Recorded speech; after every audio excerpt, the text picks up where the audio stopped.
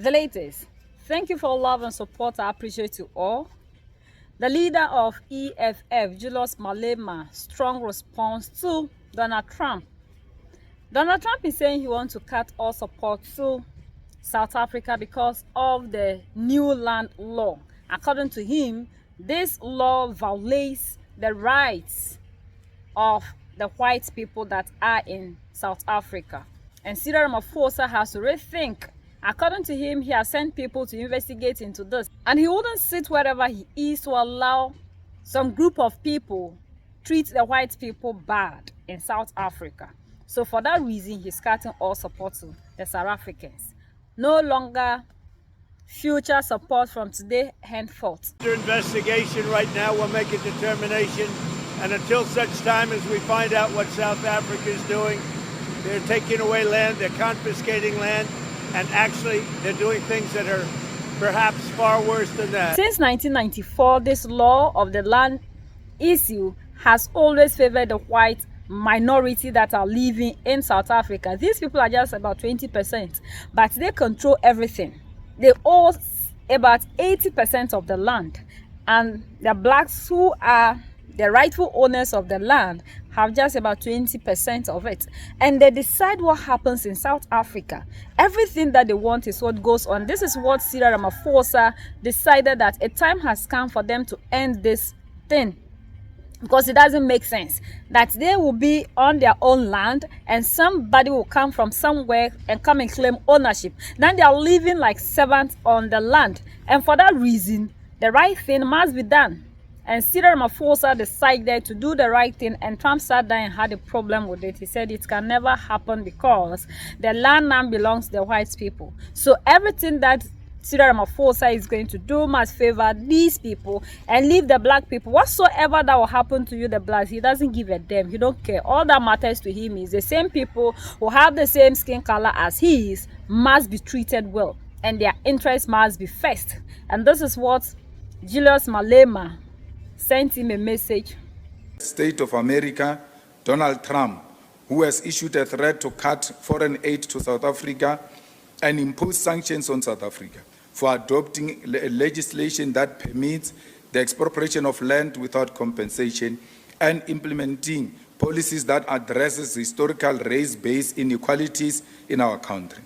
The statement by Donald Trump is offensive and undermines our sovereignty, and is a reminder that our reliance on foreign aid and foreign direct investment surrenders us to the will of imperialists who use money to dictate the economic and policy direction of Africa. We want to make it categorically clear to the President of the USA that we are going to expropriate land without compensation and pursue legislative measures to do so, and no threat will stop us. His misinterpretation of the Expropriation Act, which is a mild and cosmetic intervention, is an assessment of a measure that is going to be pursued through the amendment of our Constitution as South Africans, and there is nothing he can do to undermine our independence. The EFF reiterates its position that we must build state capacity, build a strong agricultural and industrial nation which will not depend on the West, and intensify trade relations with progressive nations such as China, Russia, and nations within BRICS who do not use foreign policy as an instrument to impose their will or bully other nations into submission. The EFF policy is the expropriation of land without compensation, and we make no apology about it. It's actually our first non-negotiable cardinal pillar. And the Expropriation Act, as signed now recently by the President, is nowhere closer to that. If anything, it tries to justify the compensation, that properties can be expropriated, land can be expropriated, but there should be compensation, and condition of expropriating such is that there should be, expropriation should be in the interest of the public, for public use and public interest. So it has watered down what we have been asking for, because ours was a complete no-no on the compensation, but equally complete no-no into excluding the whole thing to public interest and public purpose. Because we want to take land and give to the landless so that they can produce for their own sustainability, but for the sustainability of South Africa and the world at large, because we think it's the right thing to do. BEE, broad-based economic empowerment, it's a policy that should be implemented. Whether there is Elon Musk involved or not. It must not be a policy for certain people and a policy for other people. Whatever Elon Musk wants to come and do here, he must make sure there is participation of the previously disadvantaged people. Black people must participate in that transaction. Well, you know, we always put an emphasis that there should be more money into research and innovation if we are to, keep up with the AI. China has got capacity to overtake America because they've invested a lot in innovation, in research, and they've come to appreciate that AI is here to stay and it will be with us for quite some time. So it doesn't, take us, it doesn't take anything away from us if we're to put the necessary resources, because our children, despite the fact that they are learning in difficult conditions, they are talented. We have made it very clear that we are more than prepared to join the ANC and work in the government of national unity. But we can't do it with the people who killed Krisani, the people who tortured our own people, the people who oppressed us, the people who are advocating that every progressive policy must not be implemented. That's why you've got this noise from Donald Trump. They are at the center of that. They thought they were going to bully the ANC in that GNU, and the ANC will develop a cold feet. The ANC is pushing forward ahead. They now are seeking external intervention, which seeks to undermine the sovereignty of South Africa. So the ANC must know that we are just outside, we're at the doorstep. Once they remove the DA and they want a partner, we are in. There's no government that is going to collapse here because Helen Zille says so. We're not going to hear from Helen Zille.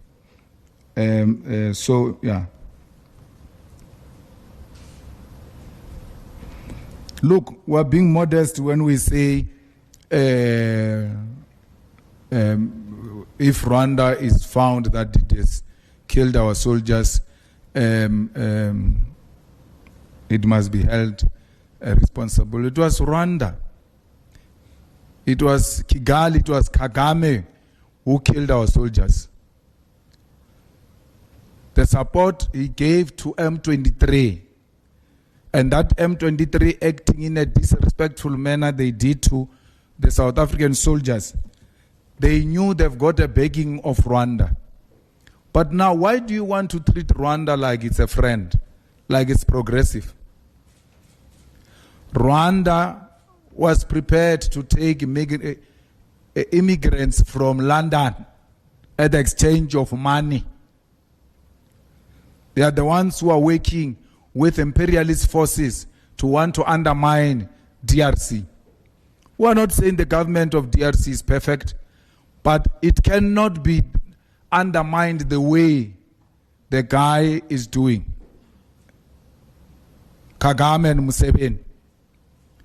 So Kagame has got blood of South Africans on his hands, and nothing is going to change.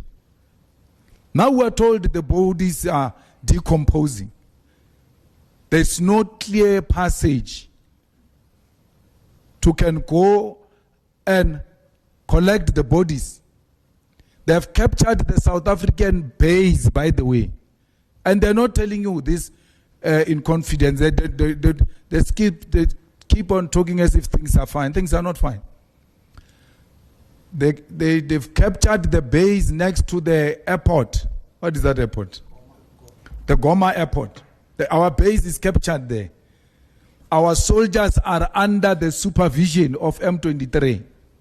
When they want to go to a toilet, they ask for permission from M23 and they accompany them to a toilet. This were told by a soldier on the phone. Deputy President of the EFF was there. He says the only thing they haven't done to belittle us and make us more humiliated and violated is that they've not taken our guns. That's the only thing. But even if they carry those guns, what can they do? You're going to shoot and run away.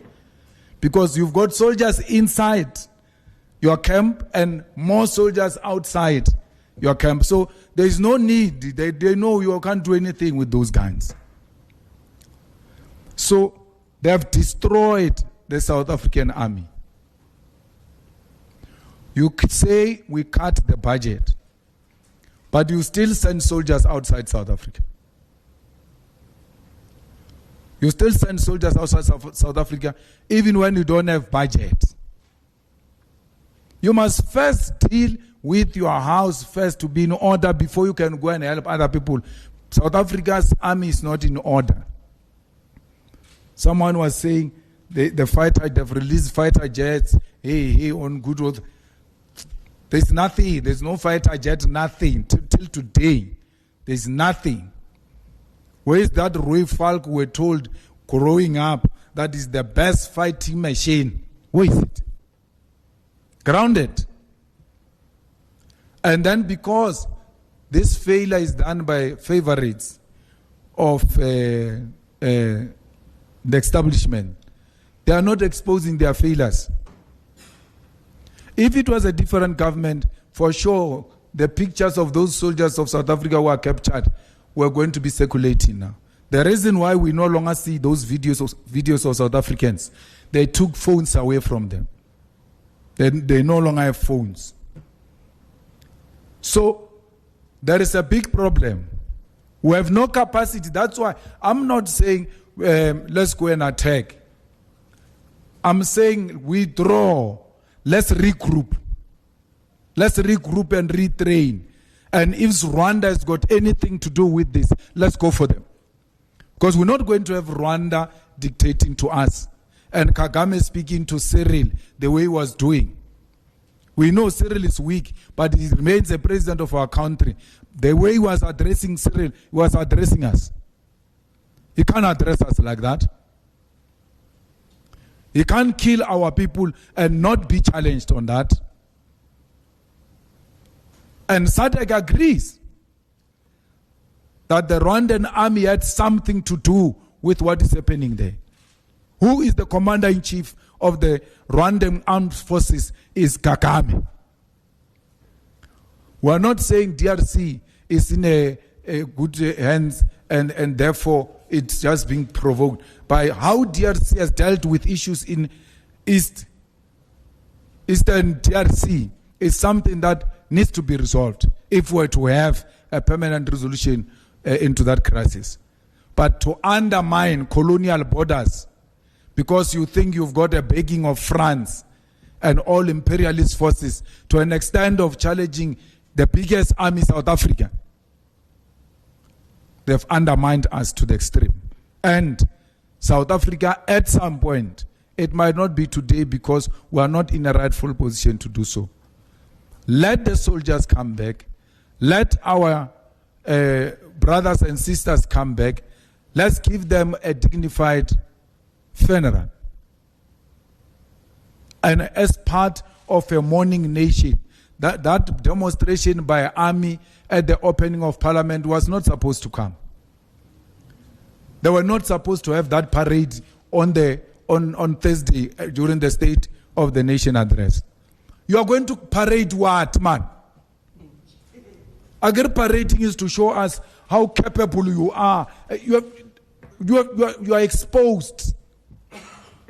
They are going to be intimidating us there with 21 gun salute as if they can use it anywhere else. It can only be used there during rehearsals.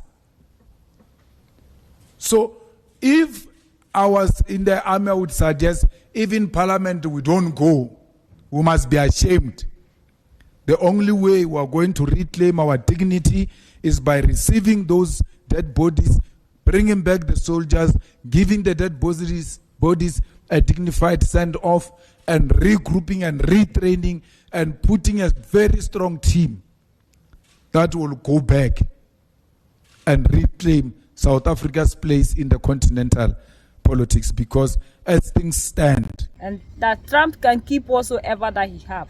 He can keep his aid. They don't give a damn. South Africa can live without them. And South Africa was living peaceful without these people. So whatsoever that he has, and he thinks that that will let them change the law to suit the people, he is telling Donald Trump to rethink things over. That it's not going to happen today, it will not happen tomorrow. The land belongs to the black people, and everything that will be said on the land must benefit the people of the land. They cannot have their own land and people from somewhere will come and live on the land and still be able to do whatsoever that they want, and they that own in the other land will now be living as beggars. That will not happen today, it will not happen tomorrow. So Trump should rethink through and know that what he's asking for will not happen. And now what is it that Trump thinks that he is with his support and what aid and what abuse? He should keep that. They will be fine without that aid. And this is sending a signal to we the Africans, and especially the African leaders, that you have to be self-sufficient. You have to have your sovereignty, like Mali, Niger, and Burkina Faso are fighting for. Captain Ibrahim Traore made it clear to you. Recently, you went for a summit, energy summit in Tanzania. And the message he sent to you, he told you he's sorry he can't come. And he was asking you that we should come together and fight this neocolonialism. We should be able to do away with the foreign assistance and foreign loans. We should desist from getting support from these people. It is this thing that always is used to suppress you, the African leaders in Africa. Like what is happening in South Africa now. How can they be under a system for a very long time? And this system has never taken care of the black people, the majority. It has always favored the black minority that are living there. Now the majority is saying things must change, and somebody sits somewhere and they have a problem with it. And this one, you will not hear African Union coming together to also back Cyril Ramaphosa for doing the right thing to support all the blacks that are living in South Africa. African Union is much aware of what is happening in South Africa, but we have been quiet because it's always the white person first. If you should all listen to Captain Ibrahim Traore and fight this kind of system and oppression, we will be free. But African leaders always want to massage issues when it comes to them. The African leader must always please the white person because their color is different from theirs. If they don't give us the support, won't we live? Before these people came into Africa, were we not living with everything that we need? Are they the ones that came to feed us and they are still feeding us? What support is it that you are receiving from the United States of America and your natural resources can give you? If truly you want to be leaders like Captain Ibrahim Traore is calling you to be, I don't think this will be an issue to you because Trump needs you. There are things that you also have. If Trump is saying don't do this, if you do this, I'll do that, also cut whatsoever thing that you are giving to the United States of America. Cut it. We should be treated anyhow on our own soil.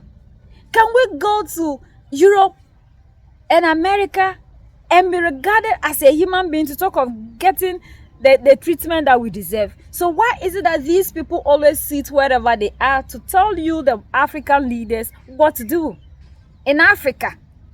No wonder he never invited any of you to his inauguration, because he knows that even if he invites you, you come there and then the first thing that you do is to come start begging. Yet you have everything that these people need.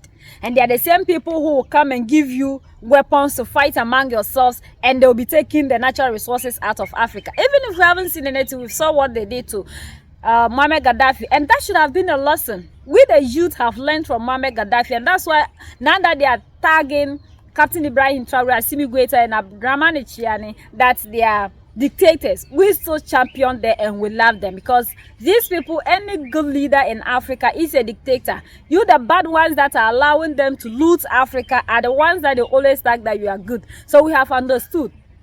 And after Muammar Gaddafi incident, you still sit here and allow yourselves to be used.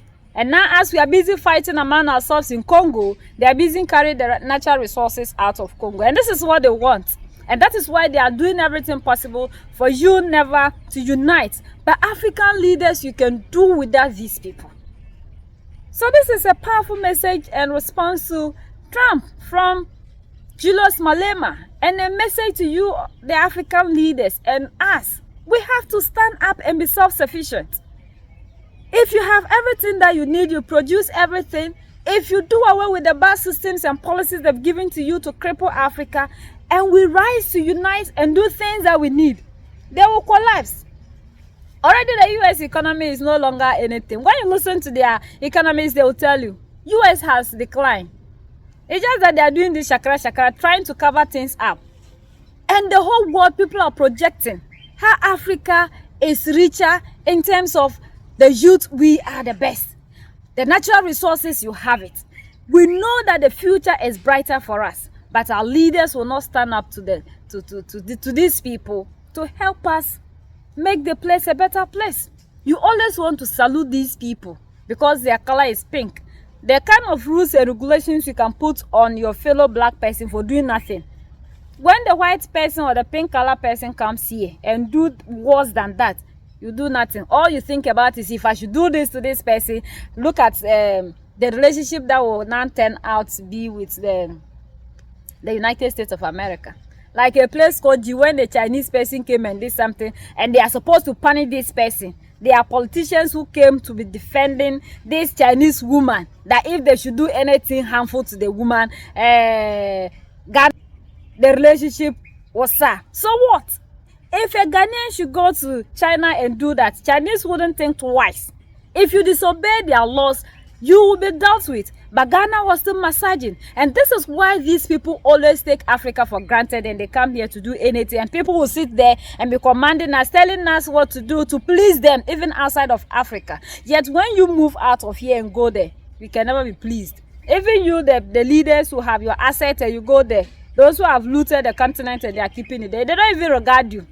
If they regard you, you wouldn't go to the Queen's funeral and they'll box all of you, pack you like sardine in a bus. Yet when Joe Biden landed, look at the convoy. Yet African leaders, we thought that from this show, you'll come and change. They are still the same. When we were even in pain, they were happy. We have to unite. We have to stand together and fight this oppression. The neocolonialism must come to an end. For centuries, we are also tired of being treated anyhow. The black race is not a rag, and we don't have to allow these people to continue playing on us and working on us as if we are something that is not valuable. We have to add value to ourselves, like Mali, Niger, Burkina Faso are doing. They are the only people that makes us feel like we are proud to be in our skin.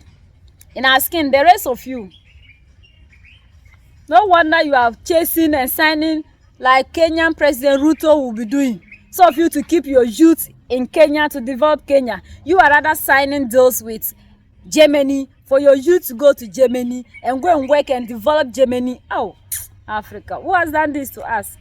So it's painful. But the youth, we have to rise up, unite, fight. If the leaders are not ready to give us the Africa we want, we can fight for a better Africa, because the next generations that are coming after us must not come and face this kind of system anymore. Enough of the oppression. freedom for the African.